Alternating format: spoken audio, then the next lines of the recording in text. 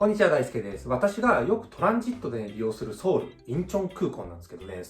今や韓国もね、遠い国になってしまいましたね。そんな韓国への渡航解禁がね、いつ頃になるかっていうのを、今回の動画で皆さん自身でね、目安をつかんでいただけるんじゃないかと思います。で韓国といえば、K-POP だったり、韓流ドラマだったりね、そういう功績のおかげで、観光産業でめちゃくちゃ盛んな国の一つなんですよね。で日本人がアメリカ、中国に次いで3番目に多く渡航する国でもあるわけです。でそういうこともあって、韓国へのね、渡航がいつ解禁になるのかっていうことを不安視される方っていうのはね、多いんじゃないかなと思います。自分も韓流ドラマには一時ハマっておりましたね。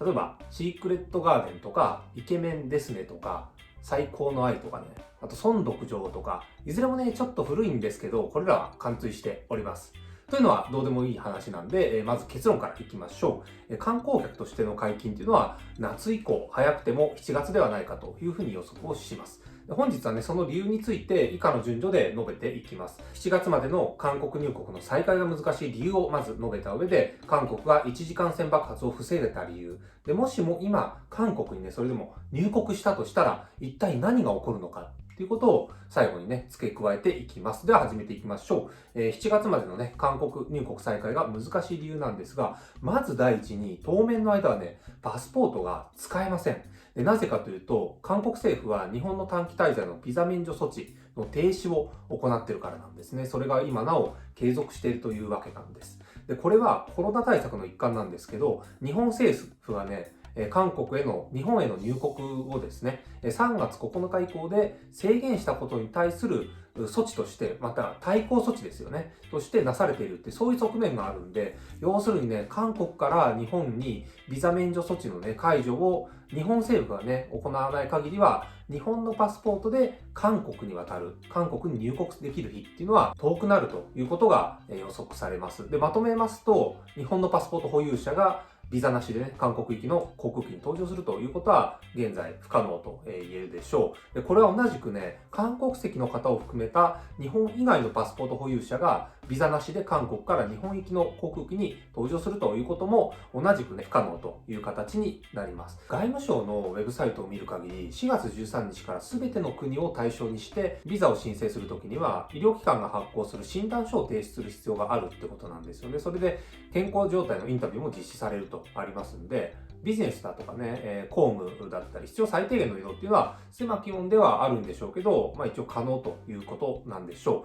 う。フライト自体もね、数は少ないんですけど、Google フライトなどを確認すると、一般的なね、価格帯で購入可能な状態だってことを自分自身でも確認ができました。じゃあ一般の旅行客がビザなしでパスポートのみで入国できる日っていうのは一体いつになるのかっていう、そういうね、考察なんですけど、5月の14日のニュースですね。アシアナ航空が6月から国際線13路線の運用再開へと報じています。アシアナはですね、韓国大手のエアラインなんですね。コロナ影響で減便していた韓国と、あとアメリカ、東南アジア、中国などですね、それぞれ結ぶ一部の国際線の運航を6月から再開増便していくという内容でした。国際情勢の観点から6月の同時期にね、日本も解除ということにはならないんでしょうけど、日本国内のね、感染者数の落ち着きと、日本政府が韓国からのね、日本へのビザなし入国を許可するタイミングで、おそらくね、同時期に韓国への渡航も解禁になる可能性が考えられますね。で、この場合、6月からは一歩ね、遅れるタイミングに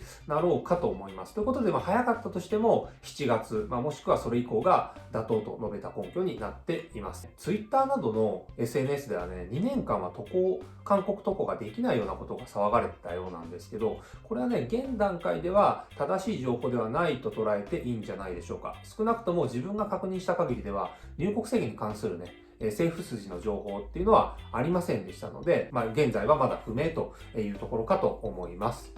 で、次にですね、韓国が一次感染爆発を防げた理由ですね、述べていきます。まず数字を見ていきましょう。人口100万人あたりの感染者数っていうのは、韓国の方が日本よりも2倍弱あるのに対して、韓国の特徴はですね、検査数が多い点にあるわけなんですね。人口100万人あたりの検査数っていうのは、日本の7、8倍ありますよね。めちゃくちゃ多いですよね。で、これは無感染者数を含めて検査をね、徹底したっていう韓国の封じ込めが報じられてますけど、それがね、数字に反映されていると見ていいんじゃないでしょうか。直近での新感染者数っていうのは特に5月に入ってから顕著に減ってますよね。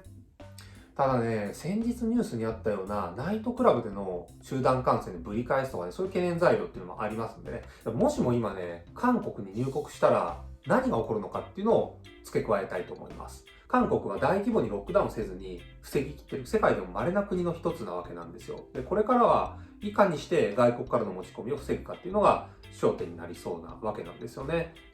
なんで我々を含む外国人が韓国にね、ビザを取得して入国する際っていうのは縛りが強い感じになるんじゃないかと見ています。で、実際ね、韓国大使館のウェブサイトを見る限りだと、韓国にもし仮にね、ビザを取って入国した場合は原則14日間の隔離が必要になるというようなそんな状況なわけなんですね。ということでじゃあまとめていきましょう。日本のね、感染者数を落ち着かせることがもうまず第一に重要と。その上で日本と韓国の両政府のビザ免除措置の制限の解除を待つということが必要になるはずです。で、次にね、旅行客向けのフライトっていうのは早くても7月以降になるんじゃないかといったところですね。ニューノーマルについては別の動画にまとめてますんでね、そのコロナ後の段階的に規制が解除されるにあたっての新基準に関しては別の動画でね、まとめてますんで、ぜひご覧ください。本日の動画は以上となります。さよなら。